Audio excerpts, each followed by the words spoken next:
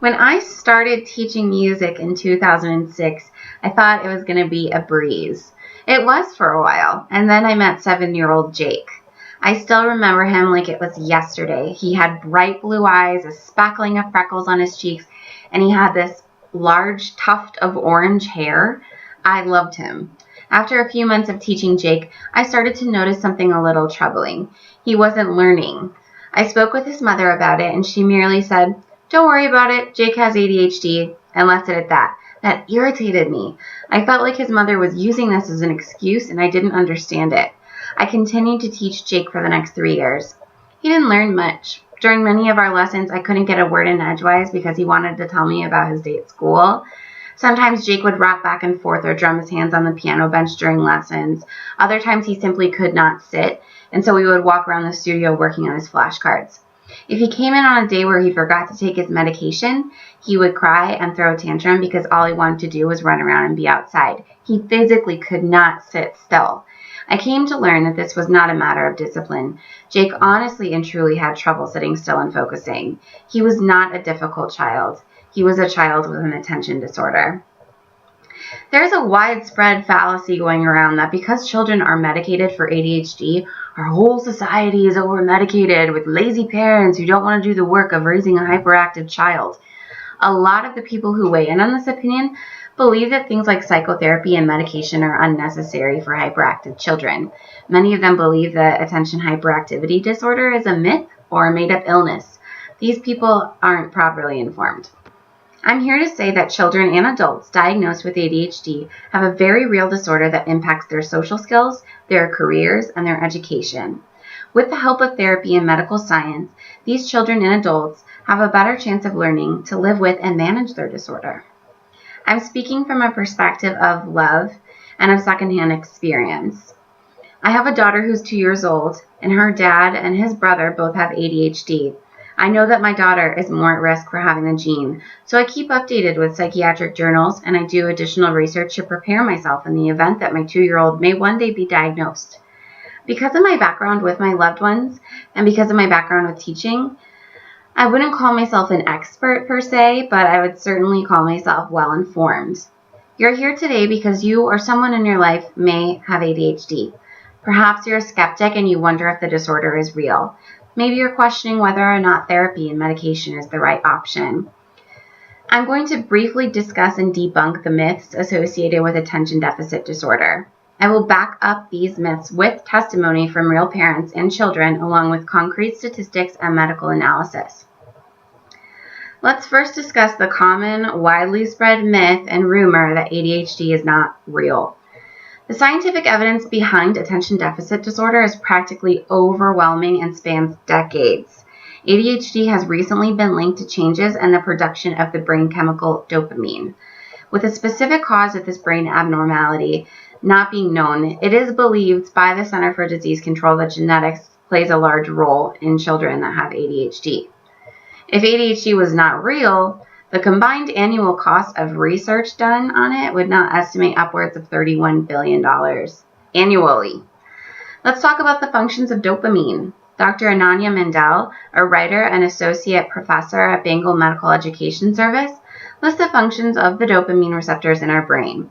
They impact movement, memory, behavior, cognition, attention, inhibition of prolactin production, sleep, mood, and learning. ADHD is caused by an imbalance of these functions. Dr. Nora D. Volkow, director of the U.S. International Institute of Drug Abuse, performed a study with her team where the brains of 19 adults with ADHD and 24 adults without ADHD were scanned and studied. Her study helped to prove that people with ADHD produce less dopamine than those without the disorder because of the results of those brain scans. According to the Center for Disease Control, or the CDC, upwards of $31 billion is put into research in healthcare in the name of ADHD annually. That's every year $31 billion is spent in the United States to aid in proper diagnosis, medications, and therapies. This includes major medical universities, charities, and hospitals. If ADHD was a myth, this kind of money would not be available. Let's move on to our second myth. Everyone's over-medicated these days. Medication's a huge problem in an epidemic, and it's completely unnecessary to pump our children full of drugs to maintain their behavior. I want to explore very briefly the effects of Ritalin, which is the most commonly used drug in patients diagnosed with ADHD. This is not coming from an ethical standpoint. Many of you may believe that medication for this reason is ethical. It's not. It's medical, and here's why. In a University of Wisconsin-Madison study published in Biological Psychiatry, it was found that brain signals voyaging between the hippocampus, which is responsible for memory, and the prefrontal cortex, also responsible for memory, become more precise when activated with Ritalin. Ritalin also made neurons play well with others. The more neurons that fired, the less that wandered off by themselves. Volkow, who we discussed earlier, talks about white noise in our brains. That's what she likes to call it. Let's say you're a student and your teacher is giving you an assignment.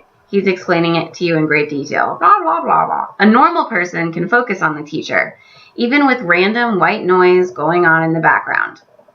A person with ADHD cannot focus on the teacher because the white noise going on in the background is overpowering the task at hand. So while they should be listening to him, they're thinking about him. Drugs like Ritalin help children with ADHD to block out the white noise and put their focus where it needs to be. To sum it up, Ritalin can help by reaching the hippocampus, increasing dopamine levels, and helping children with ADHD to drown out that white noise. Children and adults misdiagnosed or not diagnosed at all are also more at risk for substance abuse, something we certainly don't need more of in our society. Now that I've shown a little bit of light on the scientific aspect of ADHD, I want to focus on the emotional aspects of the disorder. The third myth is that ADHD is just an excuse for parents who don't want to deal with hyperactive children. According to the Adhd, or the Attention Deficit Disorder Information and Support Service, statistics show that ADHD leads to impairment in major life activities. 32 to 40% of children with ADHD are more likely to drop out of school. 70 to 80% are more likely to underperform at work. 20 to 30% are more likely to experience depression, and 50 to 70% are likely to have few or no friends. I would like to share with you a couple of personal testimonies that display how this disorder has disrupted their way of life. One is from a parent who has a child with ADHD, and the other is from two children with ADHD. Christine, who is a mom, she has a 14-year-old son named Joe, says, Joe has no friends. If you ask him, he will name individuals, but he never gets invited to friends' houses and he never gets invited to parties. It breaks my heart. Jack, age 11, says, with ADHD, sometimes you can make friends easier, but sometimes you can't keep them. You lose them the next day. You can't concentrate, and people don't want to be friends with people who can't remember anything. You get too hyper, and they like you for that, but then the next day they think it's lame. They think you're weird. John, age 13, says, if teachers know you are ADHD, if someone says something, they're going to blame you instantly. The science, statistics, and testimonies might be painful to hear, especially if you're a parent. No parent wants their child to feel left out. Unfortunately, because ADHD is so often stigmatized and characterized as a myth, these children, they're like aliens to their peers, and they're not being diagnosed. It's bad enough that children and adults have to deal with the social repercussions of ADHD. They shouldn't have to deal with mockery and isolation as well. Medication, proper treatment, and awareness can help greatly. I want to leave you with this one last thought by Fintan O'Regan, the Education Director of Attention Deficit Disorder Information and Support Services, ADDISS. 35 years ago, people said dyslexia was a middle-class disorder, but parents of dyslexic children refused to accept this and fought for the rights of their loved ones. ADHD today is still too often classified as an issue of poor parenting or teaching, when so often this is not the case. A failure to deal with this reality is a failure of the society, both to its children and its children's children. Food for thought.